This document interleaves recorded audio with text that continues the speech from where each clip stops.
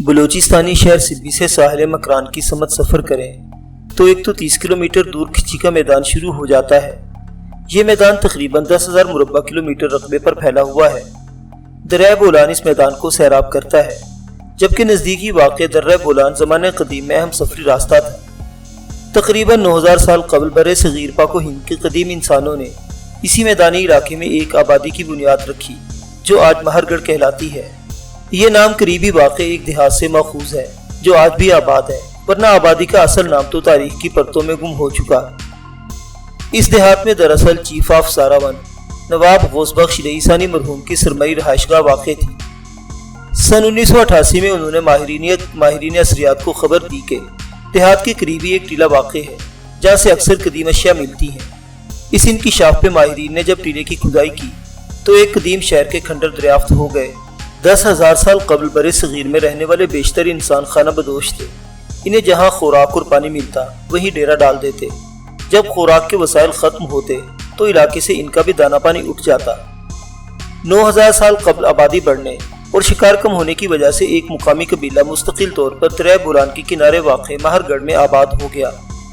رفتہ رفتہ وہ وہاں کھیت لگا کر اناج اگانے اور مویشی پالنے لگا تاکہ پیٹ کی آگ بجھا سکے۔ یوں وہ قبیلہ ان اولی انسانی گروہوں میں سے ایک بن گیا جنہوں نے کرۂ ارض پر اول کھیتی باڑی کرنے اور جانور پالنے کا آغاز کیا۔ بنی نوع انسان کی تاریخ کا یہ انقلابی عمل علم اثریات میں نیولیتھک ریولیشن کے نام سے مشہور ہوا۔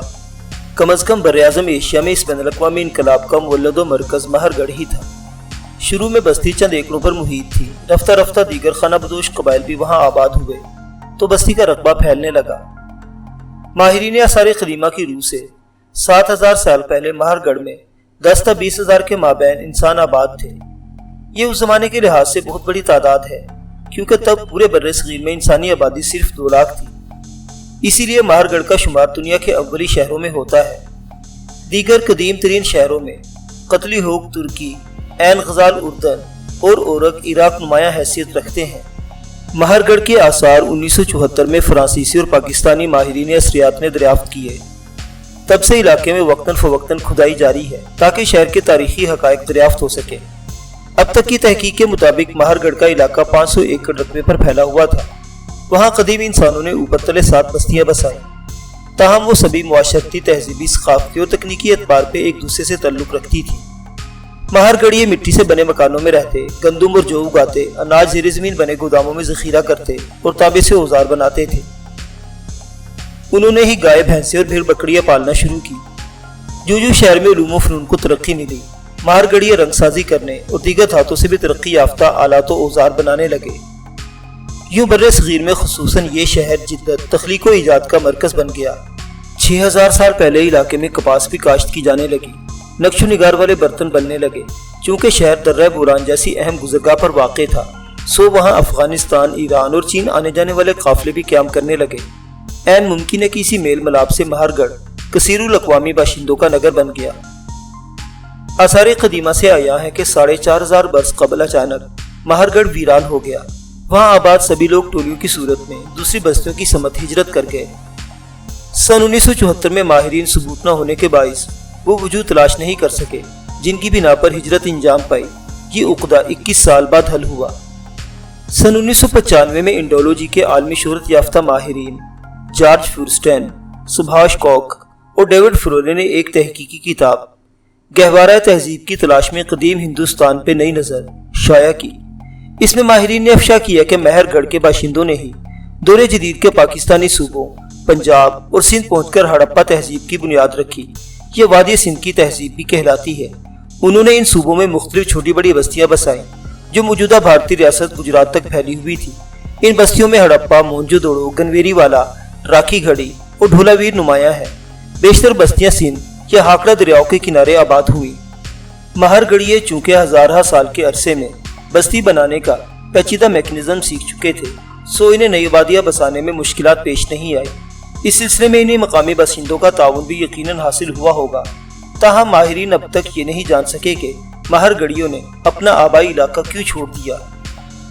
ایک بڑی وجہ دریا بولان میں سیلاب آنا ہو سکتی ہے۔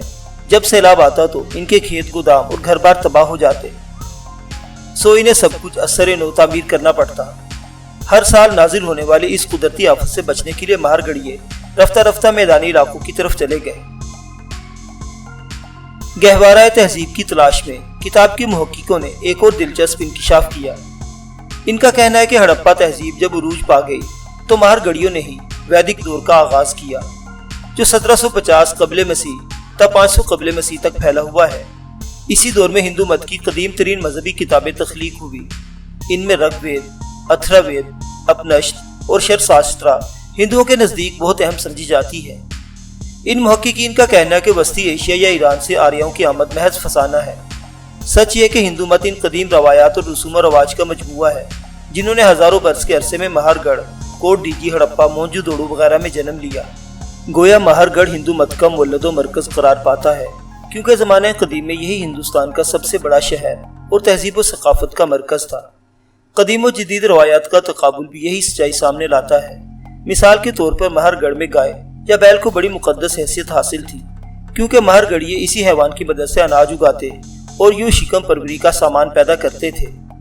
और हिंदू मत में आज भी गाय को मुकद्दस तरीन जानवर समझा जाता है। संस्कृत ज़बान में गाय गौ कहलाती है। इसी लफ्ज़ की अहमियत का अंदाज़ा यूं लगाइए कि उसके बदन से सैकड़ों अल्फाज ने जन्म लिया।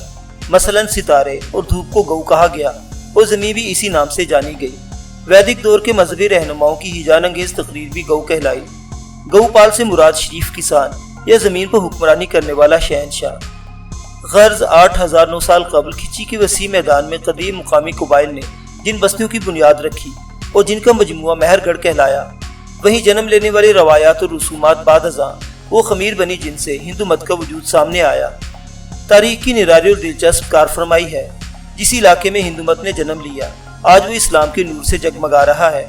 दूसरी समत हिंदू मत पे ब्राह्मण काबिज हो चुके हैं, जो हिंदुओं के तबका बाला से तल्लुक रखते हैं। इन्हीं ने ज़ात पात के निज़ाम की बुनियाद रखी और हिंदू मत को दर हकीकत ब्राह्मणियत में तब्दील कर दिया।